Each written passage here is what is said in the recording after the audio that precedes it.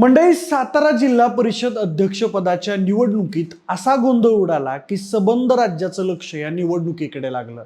पालकमंत्री शंभूराजे देसाई आणि कॅबिनेट मंत्री मकरंद पाटील यांना आपल्या सदस्यांना सभागृहात नेण्यासाठी अक्षरशः पोलीस आणि प्रशासनाशी झुंज द्यावी लागली. या धक्काबुक्कीत शंभूराजे देसाई जखमी झाले, तर मकरंद पाटील यांना 20 ते 25 पोलिसांनी घेरल्याची घटना घडली. त्यामुळे वातावरण आणखीच तापलं आणि प्रशासकीय यंत्रणेचा वापर करून भारतीय जनता पक्षाने आपला अध्यक्ष निवडून आणल्याचा आरोप शिवसेना शिंदे गटाकडून करण्यात आला. या अभूतपूर्व गोंधळाची विधान परिषद सभापती नीलम गोरे यांनी गंभीर दखल घेत सातारा पोलीस अधीक्षकांच्या निलंबनाचे आदेश दिले आणि सखोल चौकशीचे निर्देश दिले. पण दुसरीकडे मंत्री जयकुमार गोरे यांनी या कारवाईला कडाडून विरोध करताच सत्ताधाऱ्यांमध्येच आरोप प्रत्यारोप सुरू झाले. पण या सगळ्या गोंधळाच्या पलीकडे साताऱ्यात वेगळी चर्चा रंगली आहे. कारण संख्याबळ नसतानाही भाजपने खेळी करत राष्ट्रवादी काँग्रेस अजित पवार गटाचे 3 आणि शिवसेना शिंदे गटाचे 2 सदस्य आपल्या बाजूला वळवले आणि सत्तेचा मार्ग मोकळा केला. त्यानंतर अध्यक्षपदी प्रिया शिंदे विजयी झाल्या, तर उपाध्यक्षपदी राजू भोसले यांची निवड झाली. आता यामुळेच भाजपनं शिवसेनेचाच वापर करून शिवसेनेला चितपट केलं अशी चर्चा रंगली आहे. कारण साताऱ्याच्या जिल्हा परिषदेवर निवडून आलेल्या प्रिया शिंदे या शिवसेना शिंदे गटाचे आमदार महेश शिंदे यांच्या पत्नी आहेत. म्हणजे आमदार एका पक्षाचा आणि पत्नी दुसऱ्या पक्षाच्या चिन्हावर निवडून येऊन अध्यक्ष बनतात. त्यासाठी स्वतःच्याच पक्षातले सदस्य फोडले जातात आणि सत्ता मिळवली जाते. त्यामुळे महेश शिंदे यांच्या भूमिकेवर मोठं प्रश्नचिन्ह उपस्थित झालाय. म्हणूनच साताऱ्याच्या राजकारणात नेमकं काय घडलं, संख्याबळ नसताना देखील भाजपला अध्यक्षपद कसं मिळालं आणि या सगळ्या घडामोडींनंतर महेश शिंदे विलन का ठरत आहेत, याचाच उलगडा करणारा हा व्हिडिओ आहे. नमस्कार, मी प्रथमेश आणि तुम्हाला तर माहिती आपला विषयच भारी. मंडळी, सातारा जिल्हा परिषद अध्यक्ष आणि उपाध्यक्ष निवडीच्या पार्श्वभूमीवर जिल्ह्याच्या राजकारणात आज प्रचंड थरार पाहायला मिळाला. कारण सत्तेत असलेले तिन्ही मित्र पक्ष इथं सत्ता स्थापनेच्या स्पर्धेत उभे होते. एकीकडे शिवसेना शिंदे गट आणि राष्ट्रवादी अजित पवार गट, तर दुसरीकडे भाजप या जिल्हा परिषदेवर आपला दावा करत होते.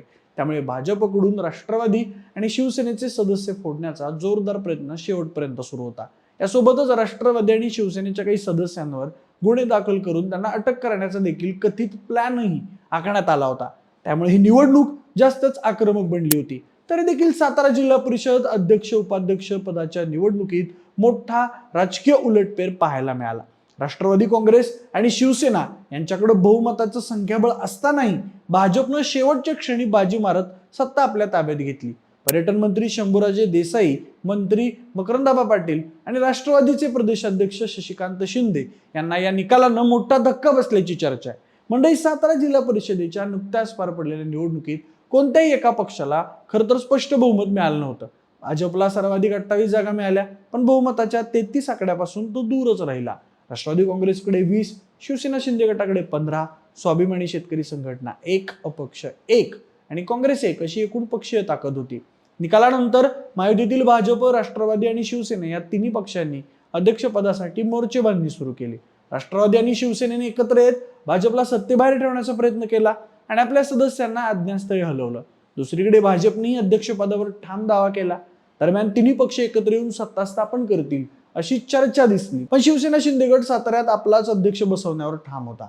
मात्र प्रत्यक्ष मतदानाच्या वेळी सगळं चित्रच बदललं. भाजपने आक्रमक रणनीती राबवत 33 मतं मिळवली आणि काही मतांना सत्ता समीकरण पालटलं. यामुळे शिवसेना शिंदे गटात प्रचंड संताप उसळला आणि मित्रपक्षानेच पाठीत खंजीर खुपसला अशी भावना उघडपणे व्यक्त होऊ लागली. निवडणुकीदरम्यान झालेल्या राड्याचे पडसाद थेट विधिमंडळात उमटले. शिवसेना शिंदे गटाने विधान परिषदेत हा मुद्दा उपस्थित करत प्रशासनाच्या भूमिकेवर गंभीर प्रश्न उपस्थित केले. मंत्री शंभूराजे देसाई यांनी पोलीस अधीक्षक आणि पोलिसांच्या कारवाईवर थेट सवाल उपस्थित करत निष्पक्ष चौकशीची मागणी केली. खरं तर शंभूराजे देसाई आणि कॅबिनेट मंत्री मकरंदाबा पाटील यांना आपल्या सदस्यांना सभागृहात नेण्यासाठी पोलीस आणि प्रशासनाशी झुंज द्यावी लागली.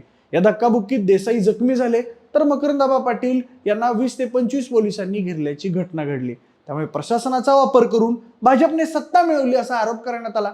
शंभूराजे देसाई यांनी या निवडणुकीत भाजपकडून फोडाफोडीचं राजकारण होईल असा अंदाज घेत पूर्ण फिल्डिंग लावली होती.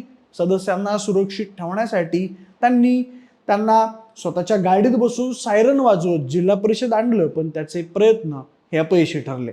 यानंतर प्रत्यक्ष मतदानाला सुरुवात झाली. राष्ट्रवादी आणि शिवसेनेच्या एकत्रित 37 सदस्यांपैकी 2 सदस्यांना पोलिसांनी ताब्यात घेतल्यामुळे संख्या 35 वर आली.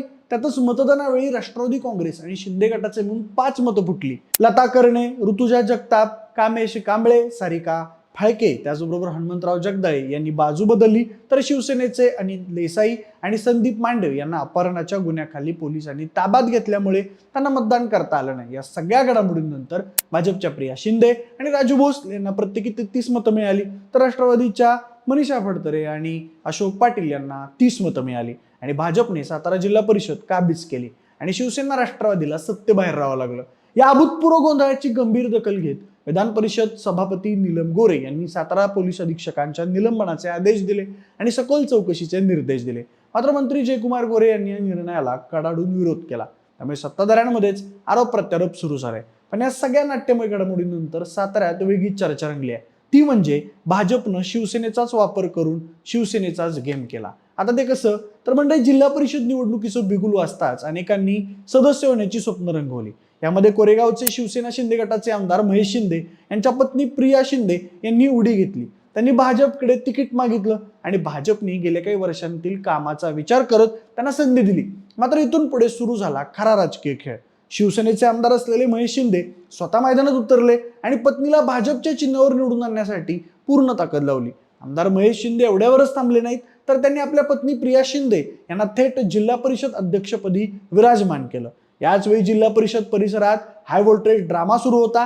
पालकमंत्री शंभूराजे देसाई जखमी अवस्थेतही आपल्या सदस्यांना सांभाळण्याचा प्रयत्न करत होते. पण त्याच वेळी त्यांना घरातलाच गाव बसल्याच्या चर्चा रंगू लागल्या. त्यामुळे या सगळ्या घडामोडींनंतर भाजपनेच सत्तेचा गैरवापर केला अशी चर्चा सुरू असतानाच महेश शिंदे हे देखील शिवसेनेच्या अपयशाचं कारण असल्याचं बोललं जात आहे. महेश शिंदेंनी प्रॉपर फिल्डिंग लावत त्यांच्याच मतदारसंघातील हनुमंतराव जगदाळे आणि सारिका फाळके या दोघांची मतं फोडण्यात निर्णायक भूमिका बजावली.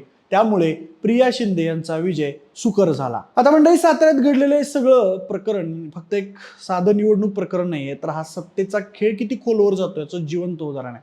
जिथे मित्रपक्ष एकमेकांविरोधात उभे टाकतात, जिथे आकडेवारीपेक्षा रणनीती भारी ठरते आणि जिथे आपला हा फरकच धुसर होतो.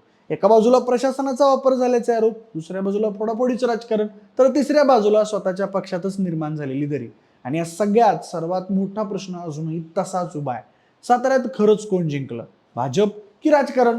कारण सत्ता भाजपच्या हातात गेली असली तरी या विजयामागे शिवसेनेतून आणि राष्ट्रवादीतून फुटलेली मतं ही निर्णायक ठरली. आणि म्हणूनच आता बोट थेट महेश शिंदेकडे वळत आहे. आता पुढचं चित्र आणखी रंजक असणार आहे, कारण हा मुद्दा फक्त साताऱ्यापुरता मर्यादित राहणार नाही. पक्षश्रेष्ठी काय निर्णय घेतात, कोणावर कारवाई होते आणि या राजकीय बंडाचा शेवट कुठे होतो हे पाहणं महत्त्वाचं ठरणार आहे. बाकी या सगळ्या घडामोडींबद्दल तुम्हाला काय वाटतं ते आम्हाला कमेंट बॉक्समध्ये नक्की सांगा आणि सोबतच आपल्या विशेष भारीच्या YouTube चॅनलला सबस्क्राईब करायला अजिबात विसरू नका. धन्यवाद.